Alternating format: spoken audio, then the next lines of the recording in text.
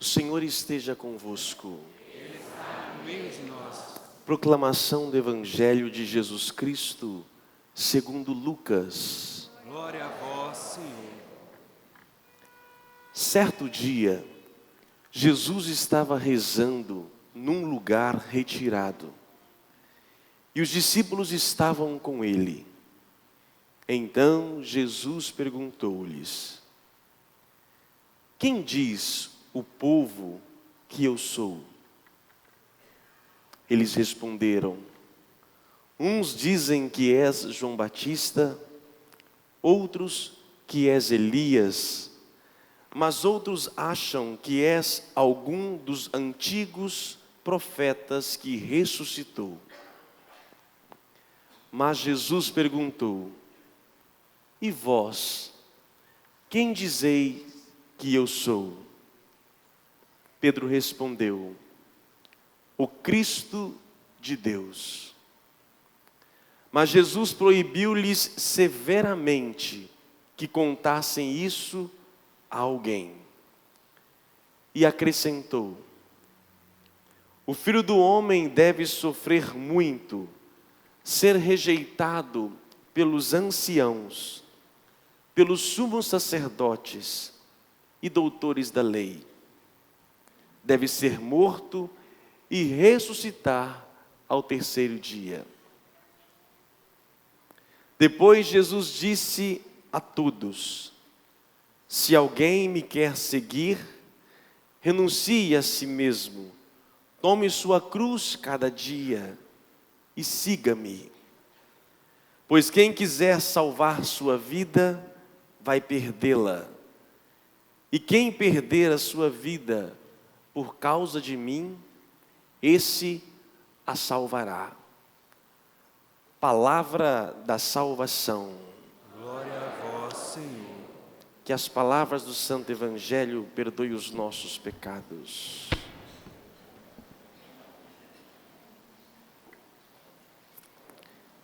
Meus prezados irmãos,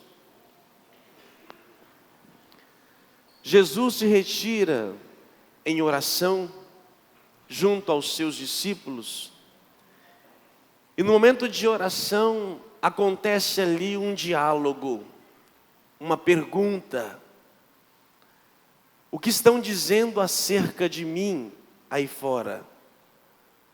Não que Jesus quisesse receber honras, elogios, mas queria entender se a sua mensagem estava chegando aonde deveria chegar. Assim também, quando nós nos colocamos em oração, o diálogo é importante, ouvir aquilo que o Senhor nos pergunta. Oração sem diálogo não é oração, é monólogo. Tem que haver um diálogo. O eu que falo, o outro que escuta, o outro que fala e eu que escuto.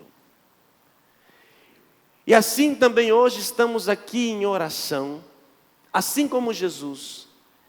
E Jesus quer perguntar: o que andam falando sobre Ele pelo mundo afora?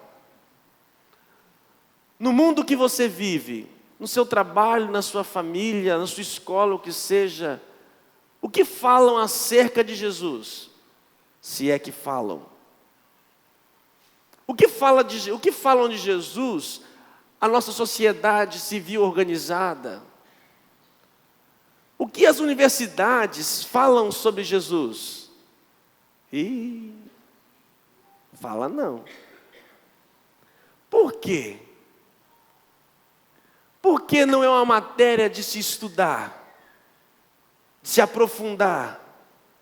Por que a fé é somente reduzida a momentos curtos? Por que não estudar este homem? Sim, temos a teologia, mas tem matérias que são básicas em qualquer curso, desde medicina, engenharia, são básicas. Será que não seria básico o ser humano nas suas instâncias também falar sobre ele?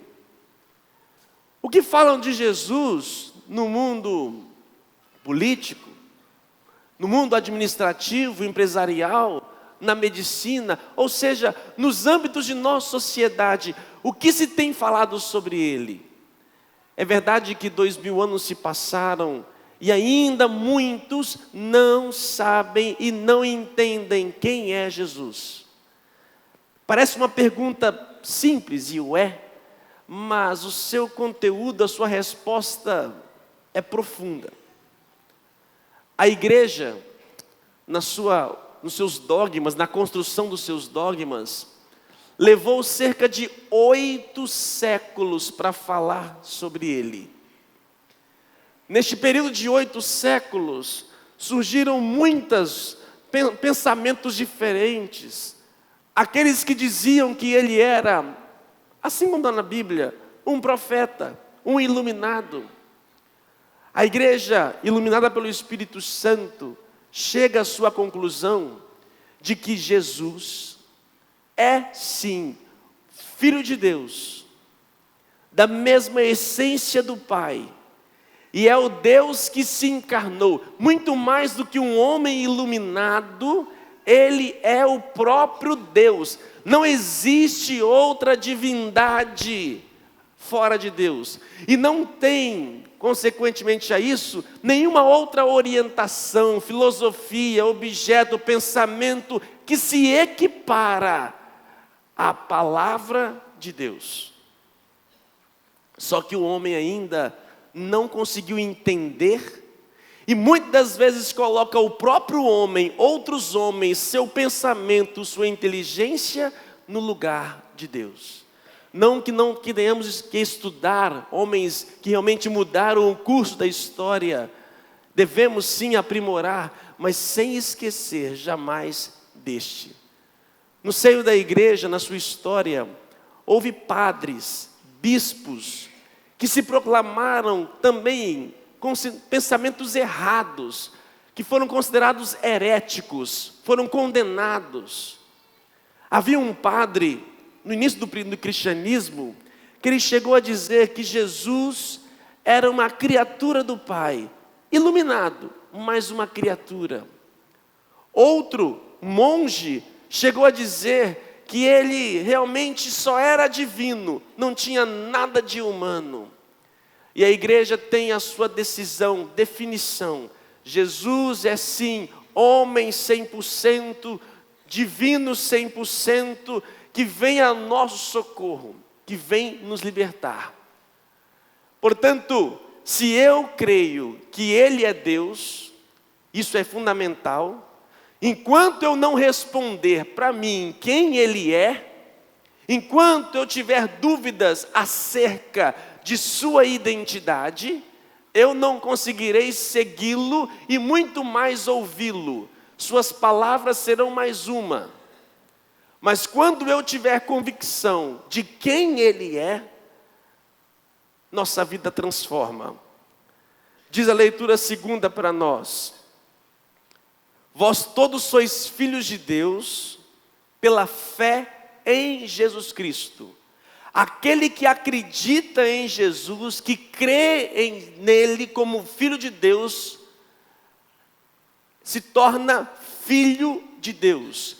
E todo filho herda do pai, herda da sua mãe, aquilo que é deles, e passa para os filhos. A fé em Cristo faz de nós também filhos, e como filhos passamos a herdar a divindade. E o que isso provoca em nós? Amados irmãos, olha o que o salmo que nós cantamos hoje nos diz: a minha alma tem sede de vós, como a terra sedenta, ó meu Deus. Todo ser humano que nasce, já vem no pacote, nasceu, já vem no pacote. Todo ser humano que vem a este mundo tem sede de Deus. Porque nós nascemos de Deus, nós não somos frutos de um acaso, de uma explosão, ou simplesmente de uma evolução, onde éramos primatas e agora por nosso esforço passamos a entender. Isso é balela, que a evolução aconteça, mas o primeiro ato está ali Deus. Eu fui querido por Deus, eu nasci das entranhas de Deus, eu sou imagem e semelhança de Deus. Se você parece com um macaco, me desculpa, o problema é seu, você escolhe o pai que quer. Eu vim de Deus, pensado, que sim, na natureza se evolua, com certeza, sem negá-la, mas no primeiro ali está um ato de desejo. Deus quis, por amor, nos fazer, somos dele, e todo ser humano que nasce dele, ele busca a sua essência. Se para mim eu nasci do nada, então, meu irmão, eu não vou procurar nada. Quem não tem pai, não tem mãe, fica vagando por este mundo. Não tem um início. E aí fica vazio, vazia. Porque não tem quem procurar, não tem identidade, não tem raiz. Agora, aquele que reconhece que de Deus veio, a sua essência vem dele, todos nós, por si, assim, somos desejosos, temos sede, o ser humano tem sede. Vê a nossa terra capixaba, machucada por a falta de chuva. Olha o que faz, ou não faz, né? A ausência da água, o que provoca. Quantas lavouras aí desperdiçadas, perdidas, terra secando, que uma terra sem água se torna árida, não dá fruto, não consegue frutificar. Diz o salmista: a minha alma tem sede de vós, como a terra sedenta, minha carne também vos deseja. O ser humano, portanto, só encontra sua saciedade na água que vem de Deus. Continua o salmista: como terra sem água e sedenta, venho assim, olha, como pessoa sedenta, como terra sem água, venho assim contemplar-vos no templo, para ver vossa glória e poder. Vosso amor vale mais do que a vida, e por isso meus lábios vos louvam. No templo venho eu ressequido pela vida, chego no templo adorando o Senhor, meus lábios começam a louvar. Quero, pois, vos louvar por quê? Pela vida, e elevar as minhas mãos, diz o salmista. A minha alma será saciada, como em grande banquete de festa. Cantará a alegria os meus lábios, e cantar para vós o meu louvor.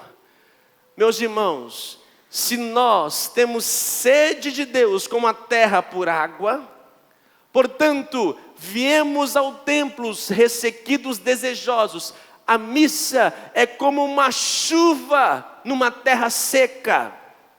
A celebração aqui viemos para encontrar quem? Cristo, que é Deus. Ele é Deus, que realmente me molha, que molha o meu interior. Muitas vezes ficamos ressequidos, secos, pelos problemas que passamos no dia a dia, traições, feridas, machucados, que ferem a alma. E portanto Cristo, quem Ele é? Ele é aquele que tem poder de saciar, molhar a nossa alma. Por isso eu venho ao templo contemplar, louvar, com a minha boca, abro minha boca, ergo as minhas mãos, erguendo as minhas mãos para louvar. E neste movimento, não é um simples gesto, que é um gesto de abrir como as árvores se abrem para a chuva, que água que cai. Neste movimento, a água penetra o meu interior. Porque não adianta chuvinha, uma chuva fininha que molha a folha. Eu, quando criança, molhava a folha, porque imaginava que tinha que lavar a folha. Depois a gente percebe que tem que molhar lá na raiz, mais próximo dela, que chegue até. Assim eu me abro, para quê? Captar mais água. Se eu estou assim, eu vou captar pouca água. Se eu abro, eu tenho possibilidade de ser regado muito mais e levar esta água para o meu interior, que não são os meus pés, mas que está aqui. E quando isso acontece, o ser humano passa a ser saciado. Portanto, meus irmãos, ouvir a palavra de Deus, de Cristo, é ouvir a palavra de Deus e, consequentemente, uma palavra que me sacia.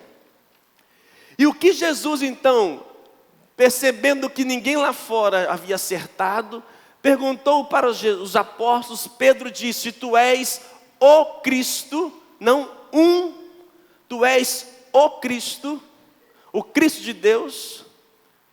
O que ele então diz? O que o Cristo de Deus diz? O que ele nos pede hoje? Se alguém me quer seguir, renuncie a si mesmo, tome a sua cruz e siga-me. Pois quem quiser salvar sua vida, vai perdê-la, e quem perder a sua vida por causa de mim, esse a salvará. Olha o que Deus nos pede. Se para mim Ele não é Deus, então não adianta o que eu vou falar.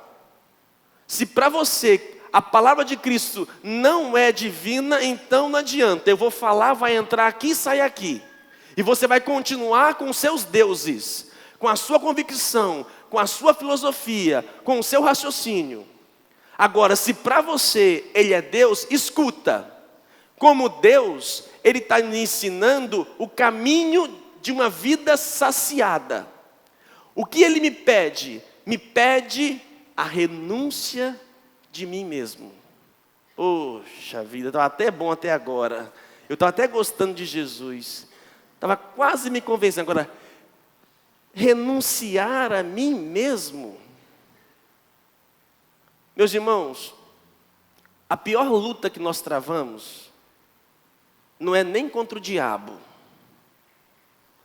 Com o diabo, joga uma água benta, faz um creio Deus Pai, faz uma oração de exorcismo e pronto. Agora, como é que você luta contra você mesmo? Contra o seu querer, sua vontade, seus instintos. Jesus sabe, desde lá do primeiro homem, Adão e Eva, que o homem guiado somente por seus instintos e vontades, se não tem um freio, ele se perde, se afasta. Portanto, meus irmãos, na nossa natureza de seres humanos, nós temos que aprender a arte da vida, o que é? A renúncia de nós mesmos. Porque os nossos desejos, se não controlados, nos aprisionam. Se eu não tiver um autocontrole e buscar em Deus esta graça, eu me torno cada vez mais bicho e não ser humano. Vamos voltar ao saciar. Já disse para vocês este exemplo. Uma pessoa que tem sede, morrendo de sede, e chega na praia num calor, um sol de rachar. Chegou na praia, dá uma gelada aí. Uma loura gelada. E ali, nossa, vou dizer que desce redondo não, porque até aguada, não gosto não, é merchan também, não gosto não. Ih, agora eu falei, me compliquei mais ainda, né? Olha, você pode ficar ali bebendo aquela bebida o dia, e você pode achar que está saciado. Agora eu te pergunto, está hidratado? Ela hidrata? Não. É bebida? É. Pega um vinho? Ótimo. Ainda mais que o Papa falou que pode beber, né? Oh, meu Deus do céu. Eu amo esse Papa cada dia mais, né? Um vinhozinho. E ali você toma um vinho, se não acompanhado de água, o que vai fazer? Te resseca. Tem muita gente que está bebendo outras bebidas, estão achando que estão saciados. mas estão sendo consumidos, sugados. A única bebida capaz de realmente nos hidratar é água. E esta água é a água viva, a água de Cristo. É esta água que penetra profundamente o nosso coração. Portanto, Ele nos pede, esta água viva nos pede o quê? Para aprender a renunciar. Olha, meus irmãos, olha como é que o mundo, quando eu falo mundo, eu falo, às vezes nós mesmos, o que o homem faz. O mundo hoje provoca ao contrário. Com o avanço de nossas tecnologias, de nosso conhecimento, cada vez mais, a sociedade tem feito o quê? Você tem vontade? Faça. Não pode pôr barreira. Portanto, tenho que liberar cada vez mais, para poder você não se frustrar. Quanto mais puder colocar à sua disposição, para você poder fazer aquilo que quer. Então, está com vontade de comprar? Abre o shopping, abre os mercados domingo, abre, porque você tem direito. A pessoa acordar de manhã, nossa, eu preciso comprar, chegou uma visita. Então, não, abra, porque ela tem necessidade. Ao mesmo tempo, em outra instância da vida, ela está com a sua apetite sexual, mas ela sabe que se ela fizer agora, vai ter consequência. Talvez vai vir depois de 9 meses alguma coisa que ela não quer agora. O que eu faço? Então, meu filho, não é problema. Eu te revisto de possibilidade. Você faz a hora que você quiser, sem compromisso algum. Porque o meu objetivo é você não se frustrar. A sua vontade você tem que fazer. Porque é só você realizando e fazendo e entrando nesse meio que realmente você se encontra. E aí vemos pessoas cada vez mais frustradas, angustiadas, porque procuram a saciedade em coisas terrenas, que depois que tomam e comem e fazem, sentem um vazio. E Jesus diz, quer me seguir? Renuncie.